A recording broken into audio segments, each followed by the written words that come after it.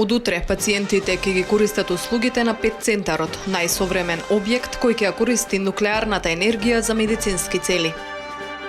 Беса не влегува во влада, СДСМ и дуи до вечер ќе го определат составот. ВМРО ДПМН бара и предвремени парламентарни избори.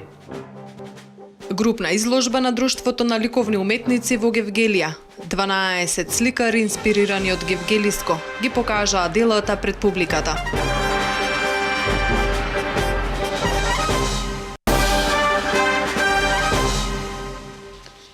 Поштовани гледачи, добре дојдовте во дневникот на телеканал А1. Рано откривање болести, прецизна дијагноза, успешно лечење, проверка дали терапијата е ефикасна или не и научни истражувања. Ова ќе го возможи ПЕТ центарот во Скопје, кој почнувајќи веќе од утре ќе им ги понуди своите услуги на пациентите. Ова е најсложениот здравствен објект во историјата на земјава и единствена медицинска установа во регионот која ќе ја користи нуклеарната енергија за медицински цели, истакна првиот човек на македонското здравство деновиве при посета на ПЕТ центарот. Објектот на ПЕТ центарот го изградивме од темел и денеска имаме комплетно нов објект изграден според воспоставените европски и светски стандарди, како во делот на молекуларната дијагностика, така и за производство на радиофармацевти. Секоја фаза од процесот беше валидирана, одобрена и сертифицирана од Меѓународната агенција за атомска енергија и практично сега го заокружуваме процесот и ПЕТ центарот е подготвен во престојниот период да почне за работа со пациенти. This is the culmination of significant work. Овоја импресивна институција ќе го зголеми квалитетот на здравствената заштита кај пациентите во Република Македонија, посебно на оние пациенти кои што се во делот на малигни заболувања, не само во земјата, туку и во регионот, и он се надева дека со целокупната активност, односно дека ќе ја зголеми и понатака подобрувањето на здравствената грижа на пациентите кои што се во Република Македонија и во регионот. Тој е единствен таков објект, единствена таква институција која што има и собствено производство на радиоизотопи. Помеѓу Атина и Виена. Во целиот овој регион нема друга институција која што ја обавува таа дејност и има собствено производство на радиоизотопи. Има некои кои што ја обавуваат дејноста, но ги купуваат радиоизотопите кои што имаат краток определен век на трајање од неколку часа и ги пренесуваат најчесто со хеликоптер од еден град во друг за да ги искористат. Овде во Скопје ПЕТ центарот е оспособен и целата опрема е набавена за собствено производство на радиоизотопи. По неколку дневни преговори со лидерот на СДСМ Зоран Заев, Беса одлучи дека нема да биде дел од новата влада. Заев не ги прифати принципите на Беса и не потпиша договорот за заедничко владење и тоа е основниот мотив што не сме дел од владата, рече лидерот на партијата Билал Касами на денешната пресконференција. Ние и понатаму остануваме важен фактор во заштита на интересите на албанците. Беса останува во опозиција, но отворено ќе поддржи реформи кои се однесуваат на подобрувањето на статусот на албанците и на сите граѓани. Беса има своји принципи и не отстапува од нив. Ние не сакаме да бидеме како Ахмети, кој тврдеше дека Груевски е виновен што не се остваруваат правата на албанците, рече Касами. На новинарско прашање што подразбира под редефинирање, Касами рече дека тоа не е толку опасно како што се представува, бидејќи се бара албанците да бидат дел од одлуките кои ги носи државата. Не се работи за бинационална држава, туку треба да се прифати реалноста и таа да се рефлектира во регулирањето на државата и институциите. Ние и понатаму ќе се бориме за нашите права и ќе бидеме доследни до крај да падне овој режим, додаде Касами. Тој порача дека веќе го поддржале укинувањето на екстерното тестирање, потоа дека ќе дадат поддршка на СЈО на одредени реформи од областа на владењето на правото, како и други закони кои се однесуваат на подобрување на статусот на граѓаните на Македонија. СДСМ од 19 часот вечерва на Централен одбор ги дефинира имињата на министрите во новата влада. Во собранието има и дежурен секретар кој треба да го прими предлогот за влада, ако вечерва бидат договорени сите ресори со ДУИ и Алијансата за албанците, со кои ќе имаат мнозинство од 62 пратеници. Во новата влада ќе има помал број на вице-премиери и на министри без ресор, како дел од барањата во декларацијата на албанските партии во Македонија ќе се формира ново Министерство за политички систем и односи меѓу заедниците, наместо вице-премиер задолжен за рамкување основниот договор. За оваа функција ДУИ веќе го предложи Хазби Лика. Непартиски решенија се планирани за Министерството за надворешни работи и за економски прашања. СДСМ ќе има министри за внатрешни работи, за земјоделство, за финансии, за труд и социјала, за образование, култура, а правда требаше да биде во зависност од договорот со БЕСА. ДУИ ги задржува Министерствата за економија, за животна средина, за локална самоуправа, за евроинтеграција и за економија. Алијансата за албанците веројатно ќе има министер за здравство. Политичкиот аналитичар Владимир Божиновски на вчерашното гостување на емисијата 24 анализа на телевизија 24 истакна дека локалните избори се многу значајни, особено за оние кои ги одредуваат позициите за следните парламентарни избори, а не обратно. Локалните избори ги одредуваат подготвеноста на партиите и се логистика за следните парламентарни избори. Оттаму и неговиот став дека влегувањето на БЕСА во влада би ги разорило нивните позиции пред локалните избори.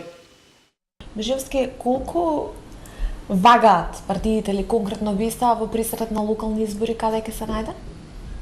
Меѓу локалните избори се многу значени. И многу близки. Локалните избори се тие кои што всушност ги одредуваат позициите на следните парламентарни, значи не обратно, не парламентарните заговања, туку локалните одредуваат подготвеноста на партиите и логистика за следните парламентарни избори. Така да, особено и кај етничките албански партии, локалните избори се и многу поважни колку парламентарните во одреден степен, затоа што значајноста да се има градоначелник и локална власт во Тетово и во Гостивар и во Чеер придонесува и за успех подоцна на парламентарните избори, бидејќи тука е концентрирано гласачкото тело. Ако вие влезете во влада само за да бидете дел од влада, без при тоа да имате некое посериозно влијание, тогаш вие ќе ги изгубите вашите позиции за локални избори. За што говориме тогаш, значи? За кого ќе гласаат гласачите? За ДУИ, за БЕСА, за СДСМ, за Алијанса за албанците, ако се сите нели во влада, но ако позициите на ДУИ на пример се далеку подобри отколку на другите две партии. Не можеме да говориме ние за еднакви за еднаква шанса.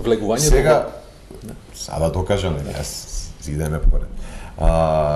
Така да подготвеноста за фер удел во одредена власт ќе гарантира и по-фер надпревар на локалните избори.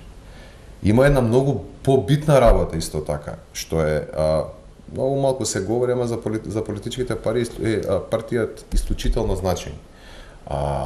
Каков ќе биде договорот помеѓу СДСМ и коалиционите партнери за вториот круг, на пример, на локалните избори? За кого ќе ги дадат СДСМ гласовите? За ДУИ или за БЕСА? Или за Алијанса за албанците?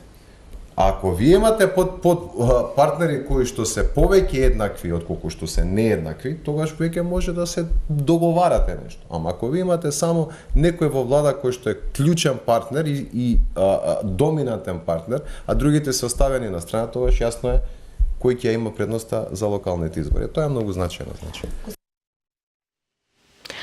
Да се овозможи в понеделник седница на парламентот и да се изгласа продолжување на мандатот на советите на општините и на градоначалниците, за да не трпат граѓаните кои што не се виновни што СДСМ сака да се игра деструктивна политика, изјави денеска лидерот на ВМРО ДПМН Никола Груевски.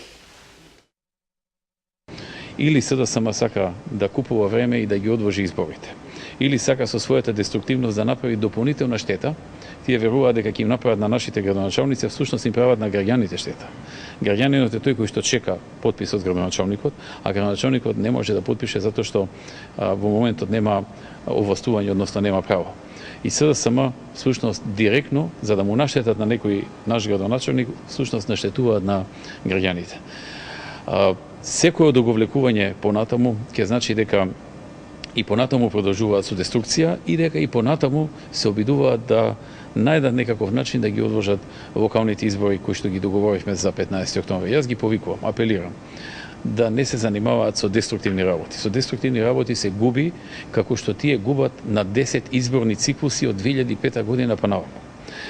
да овозможат уште утре во понеделник седница на парламентот и да се изгласа овој закон, да се продолжи мандатот на советите и на градоначалниците.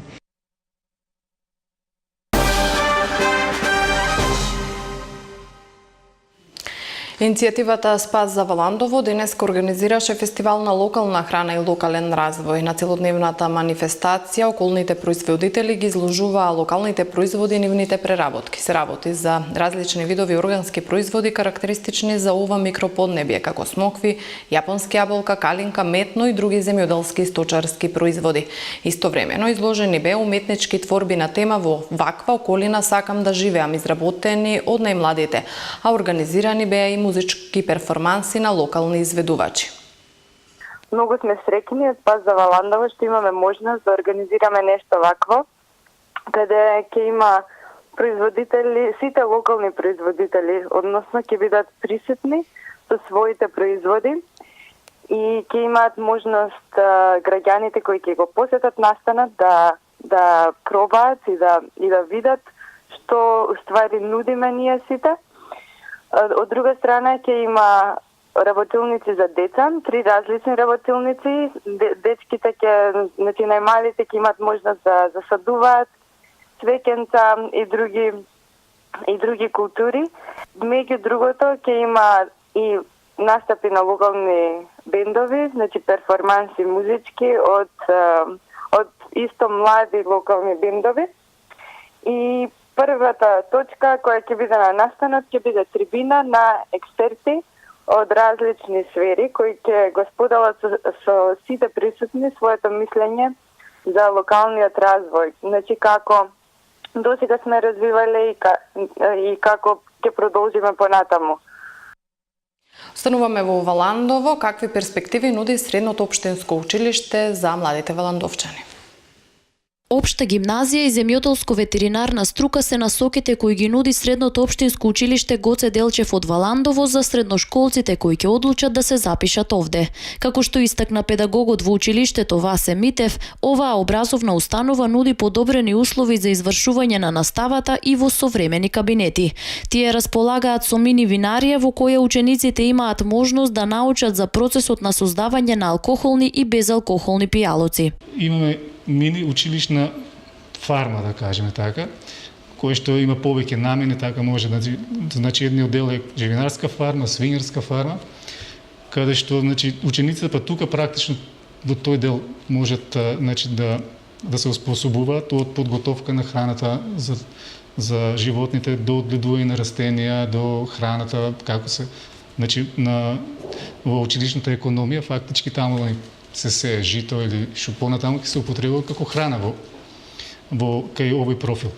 Митев смета дека изучувањето на земјоделската насока има перспектива, но треба да дојде време кога таа ќе биде повторно атрактивна. Освен практичната настава во современи услови која се применува во земјоделската насока, и средношколците од општа гимназија учат во подобрени услови и преку многобројните проекти на кои учествуваат, добиваат како еден вид на практична настава. Значи во гимназија имаме повеќе теоретска настава, меѓутоа им се дава на учениците, значи сега има преку проектните задачи, преку проектни работи се работи малку практично па на одредени проблеми, одредени теми. Преку учество во проекти имат можност значи да се вклучат во наставни активности.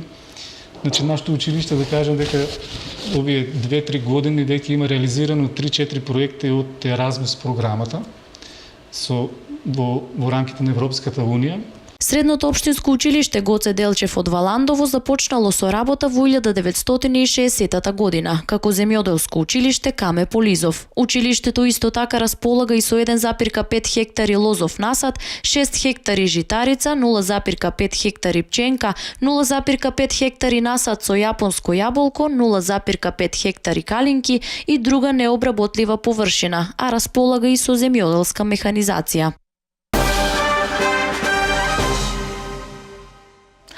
Вие сте со дневникот на телеканал А1. Иако матурирале пред повеќе од 50 години, некогашните средношколци од Струмичката гимназија Јане Сандански од генерацијата 63-64 се уште се среќаваат еднаш во годината за да се потсетат на средношколските денови.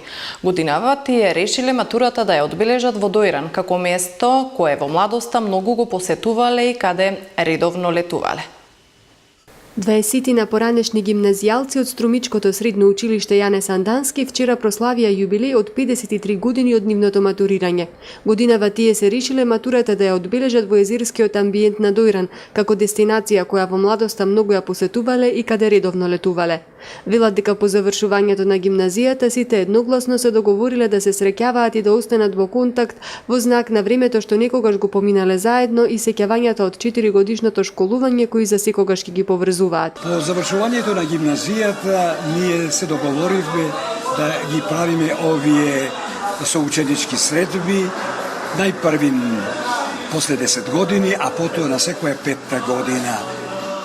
50-тиот јубилеј од којого прославивме во Струмица, се договоривме да се среќаваме секоја година во мај во последната сабота, со менување на локациите.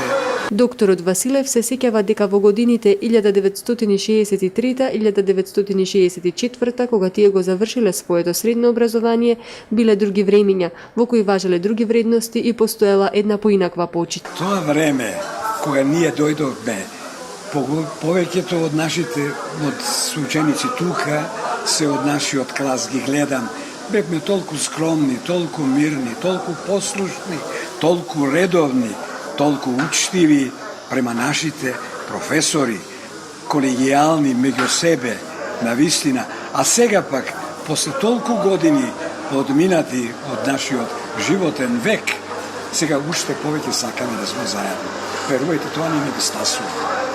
Која вака ги гледам, созим дечата, лошите кога.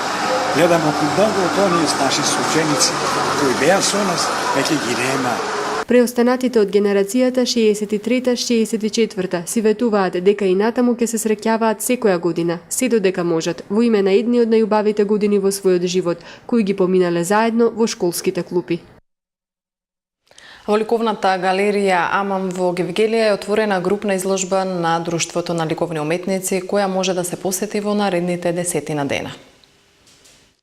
Во ликовната галерија Амам во Гевгелија е отворена групната изложба на Друштвото на ликовни уметници, која може да се посети во наредните 10 дена. Инспирирани од гевгелиските мотиви, 12 ликовни уметници од гевгелискот по младата и по старата генерација се представија со своите дела пред гевгелиската јавност.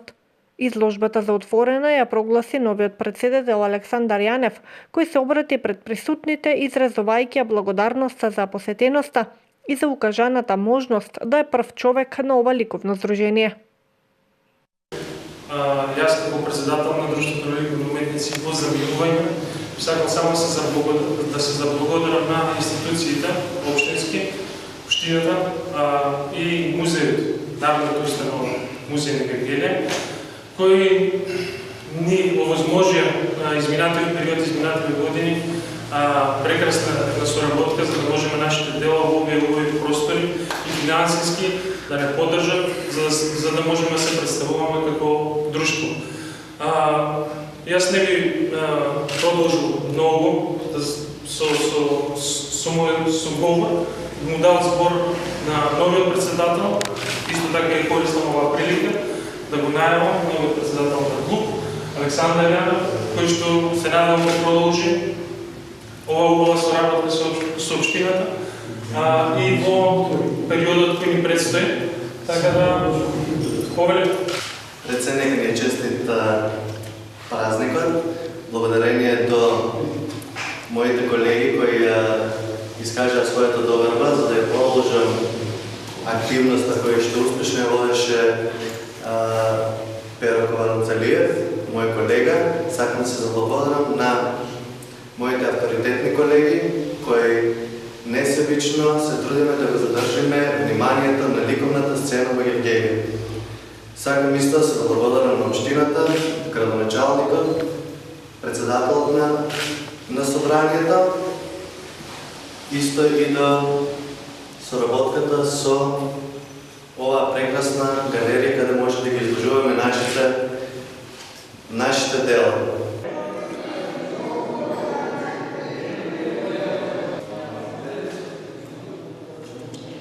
Светиот архиерејски синод на Македонската православна црква Охридска архиепископија денеска во списокот на светиите го впише епископот Велички Гаврил Светогорец. Одлуката на Светиот архиепископски синод на МПЦ Охридска архиепископија беше објавена на Светата архиерејска литургија што се одржа во соборниот храм Свети Никола во Штип, а со која чиноначалствуваше архиепископот Охридски македонски господин Стефан во сослужение на членовите од синодот. Беше прочитано житието и беа изложени светите мошти на епископот Велички Гаврил Светогорец, кој во соборниот храм Свети Никола во Штип пристигна од манастирот Свети Архангел Михаил во Лесново. Господин Стефан пред епископите, монасите, свештениците и верниците кои пристигнаа од сите краеви на земјава, рече дека покрај постојаната молитва и строгиот монашки подвиг, отец Гаврил го краселе и неуморната посветеност, дарбата за предвидливост и грижата за духовноста на македонскиот род. Дел од нас беа сведоци, а до другиот дел допираат сведоштвата за чудата со кои Бог го прослави овој свој угодник и за време на животот, но и по упокојувањето како посветен во таа низа на знаци што Бог не ги допушти како на црква за да ја препознаеме светоста на епископот Гаврил, рече господин Стефан. На свечената архиерејска литургија присуствуваше и премиерот Емил Димитриев, кој истакна дека ова е голем празник за православните верници и за Лесново, каде што Свети Гаврил, епископ Велички Светогорец, го поминува својот монашки живот, а неговиот гроб се наоѓа во Лесновскиот манастир. Отец Гаврил е роден како Мијалче Парнаджиев во 1926 година во Штип. Дипломира во 1955 година и работи како професор по уметност и историја на уметноста во гимназијата и учителската школа во Штип. Во 1963 година ја остава световната служба и заминува со сиот свој живот да му служи единствено на Бога на Света Гора.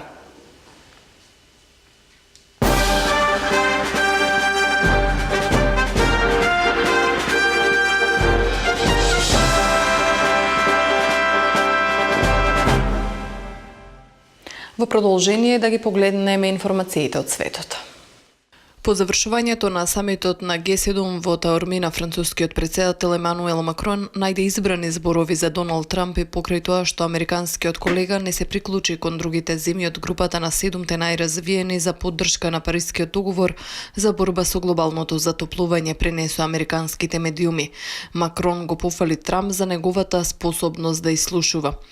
Ваков лидер со силно изразени мислења за серија теми од кои делови споделувам: борбата со тероризмот, волјата да го задржиме своето место во семејството на народите и со кого имам разлики, кои ги разгледавме сосема мирно. Видов човек кој слушува и е подготвен да работи. Трамп е прагматичар и неговата намера да забележува напредок со нас е еден од главните успеси на средбата на врвот на Г7, забележа Макрон, цитиран од британските медиуми. Францускиот председател изрази надеж дека Трамп ќе ги свати негативните последици за американските компании доколку земјата ја повлече од Парискиот договор за климата. Мислам дека тоа би било грешка, му кажав на Доналд Трамп дека е исклучително важно за репутацијата на САД и интересот на самите американци САД да останат ангажирани со Парискиот договор, изјави Макрон. Околу 10 часот синоќа силна експлозија во населбата Нов Белград, која се слушнала се до Бранков мост, ги вознемири белграѓани, јави Б92. Според сознанијата на Б92, експлозијата се случила на адреса Михајло Пупин број 8, а од полицијата потврдуваат дека нема повредени и дека причините за експлозијата не се познати и дека увидот е во тек. Според информациите, експлозијата се случила во близина на Ю-бизнес центарот на околниот паркинг, пошто на лице место веднаш се појавила полиција и противпожарни екипи. Причина за падот на системот за информатички технологии на British Airways, поради што вчера беа откажени сите летови од главните лондонски аеродроми Хитроу и Гетвик, е прекин во напојувањето со струја, соопшти оваа британска авиокомпанија. Веруваме дека причина за прекинот е напојувањето со струја и немаме докази дека станува збор за кибернапад, изјави Алекс Круз, директор на British Airways во видеопорака на Твитер, пренесоа британските медиуми. Тој изрази жалење за непријатностите што илјадниците патници ги доживеа поради откажување на летовите. За 6% е намалено водството на конзервативната партија на британската премиерка Тереза Меј над опозицијската лабористичка партија во пресрет на вонредните парламентарни избори закажани за 8 јуни, покажуваат синоќа објавените резултати од анкетата на институтот Комрес. Истражувањето спроведено од 24 до 26 мај за весниците Sunday Mirror и Independent покажува дека водството на конзервативците на Тереза Меј од 18 опаднало на 12%, колку што изнесуваше на 13 мај, како што беше утврдено со тогашната анкета, пренесуваат британските медиуми. Комрес, кој на интернет интервјуирал 1024 гласачи, соопшти дека популарноста на конзервативната партија меѓу испитаниците отпаднала за 2%, па оваа партија сега ужива довербата од 46% избирачи. Од друга страна, лабористичката партија сега има за 4% повеќе приврзаници и доверба од 34% од испитаниците. Тереза Меј со сигурност е категоричен фаворит на изборите, но во моментов не е јасно колку голема победа ќе успее да постигне, изјави професорот по политологија Џон Кертис од Универзитетот Старклайд. Веќе не е сигурно дека таа може да освои огромно мнозинство што планираше да го постигне, дополни професорот. Меј ги закажа предвремените избори за да освои поголемо мнозинство во парламентот, што ќе и даде повеќе слобода во преговорите за Брекзит и да добие на време да се подготви за справување со последиците од напуштањето на Европската Унија и да ја засили својата контрола врз партијата. Дневникот го завршуваме со спортските подвизи на струмичките екипи кои што ги постигнаа вчера. Академија Пандев го живее својот фудбалски сон. Оваа екипа за само 3 сезони успеа да се пробие од општинската лига се до првата македонска фудбалска лига, каде од следната сезона ќе игра меѓу елитата. Фудбалските херои на градот Струмица, екипата на Академија Пандев и официјално вчера беше промовирана во нов прволигаш, откако го одиграа и последното коло во втората македонска фудбалска лига. Иако познато беше уште од претходно дека Академија Пандев патува во првата македонска фудбалска лига, во последното коло пристапија поопуштено и на стадионот Кукуш во Струмица одиграа само 1:1 против екипата на Скопје. Веднаш потоа го подигнаа и шампионскиот пехар во од втората македонска фудбалска лига и беа промовирани во новопечени прволигаши. Осем екипата на Академија Пандев следната сезона во македонската фудбалска елита патува и екипата на Скопје, која беше вчерашен противник на Академија Пандев, додека екипата на Новаци ќе бара пласман во прва лига преку бараш над преварот. Во овој проект на Академија Пандев, според познавачите, сигурно дека од круцијална значајност е улогата на Горан Пандев или Гранде Годже, како што го нарекуваа во Италија. Стандардите кои се поставени во оваа екипа се цврсти темели и најдобра гаранција дека оваа генерација, па и идните кои доаѓаат, ќе имаат највисоки цели и дострели како на домашната, така и на европската сцена. А шампиони по втор пат стана и одбојкарките кадетки на Наковски воле. На вчерашното финале, одиграно во Струмица, со резултатот 3:0 во сетови, тие го победија клубот на Универзитетот Гоце Делчев и повторно ја освоија шампионската титула во кадетска конкуренција. Секако многу успехи понатаму спортски подвизи на овие екипи, а почитувани гледачи, ние тука го завршуваме ова издание на Дневникот. Ви благодарам за вниманието со кое не следевте. Пријатно.